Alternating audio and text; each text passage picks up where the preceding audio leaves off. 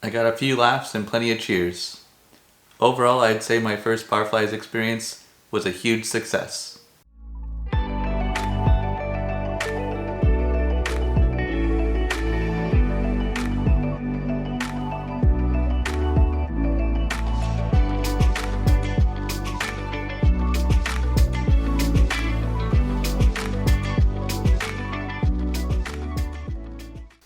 Hey everyone, it's Gabe here.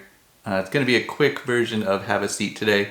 Just wanted to stop by and show you, for those of you who didn't have the chance to see it in person, I was invited to the Barflies Eating Christmas Holiday Special. For those of you who don't know what it is, it's essentially a storytelling experience where a few guests go up stage and share their stories on various topics. Since this was a holiday special, they wanted us to go out and share our favorite holiday stories that involved food. For me, I decided to share my holiday tradition of making tamales with my family. We called it Masa with Memories. So for those of you who haven't had a chance to see it yet, I had my dad go in and record it backstage for those of you to have a chance to look at it. So before I go any further, here it is. When I was a kid, there was nothing better than my grandparents, parents, brother, aunt, uncles, and cousins getting together to make tamales. I'm no longer a kid, but that sentiment still rings true today. Christmas tamales are just one of the many traditions my family's foundation is built on. Whether it's Sunday dinners or Christmas Eve parties, the Trujillos have a long list. And out of all of them, our yearly get-together to make tamales is at the top. Our family is large. Me, my parents, aunts, uncles, and cousins all live within a short drive to my grandparents' home, so this Christmas event is quite the affair. Grandma and Grandpa's house is a mission control for the tamale making. It's a quaint model home sitting in a modest suburb next to an elementary school in Ahwatukee.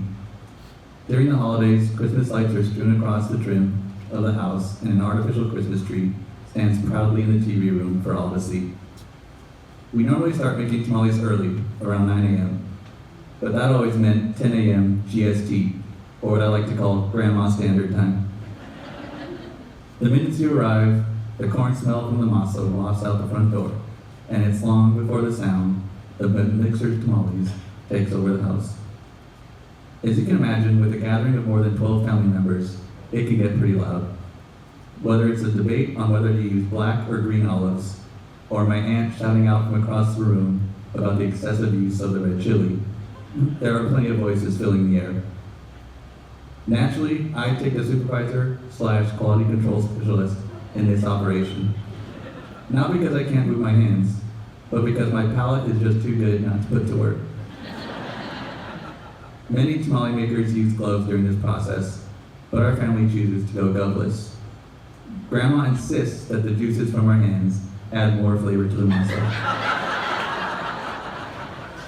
After the masa is made and the chili is set, the mixture is sent through our assembly line of helpers to be wrapped in corn husks and put into a box to be cooked or frozen.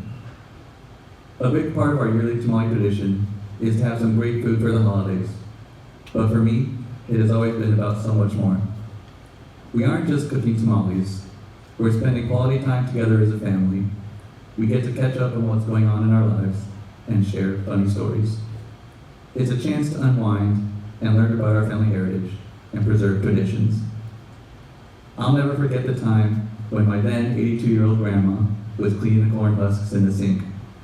My cousin, Christina, who was in her early 20s at the time, was leaning over the counter observing intently and listening to her explain how to make the tamales. It was then that I realized how important this tradition truly was.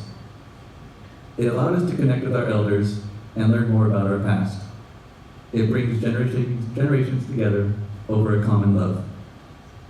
For now, my grandparents and parents are the keepers of this tradition, but one day it'll be passed on to our generation, and when it does, we'll continue it with pride. And of course, for those of you wondering, I will continue my position as the quality control specialist for years to come. Well, I hoped you liked my little story there involving masa and memories. It was a fun experience. I really had fun going out there and telling a story out there in front of a big crowd. It was really cool energy. It's my first experience or event like that, so hopefully I can continue to do those in the future. And it was pretty much a really good success. It was a great night, and I want to just thank everyone who had a chance to go out there and see it in person. Again, hopefully I can be invited to a few of those again soon, and then continue to build my public speaking persona. It was a really cool event, and I encourage you, those who haven't had a chance to go to one of those, definitely check them out. They're called Barflies. I'll leave some information in the comments below if you want to go ahead and see any future events like that, and you can go and see them for yourself. Well, that's it for this episode. Just wanted to do a quick shout out, show you my little speaking engagement there, and then just say a quick happy holidays to everyone out there who is getting ready for the Christmas and New Year's holidays.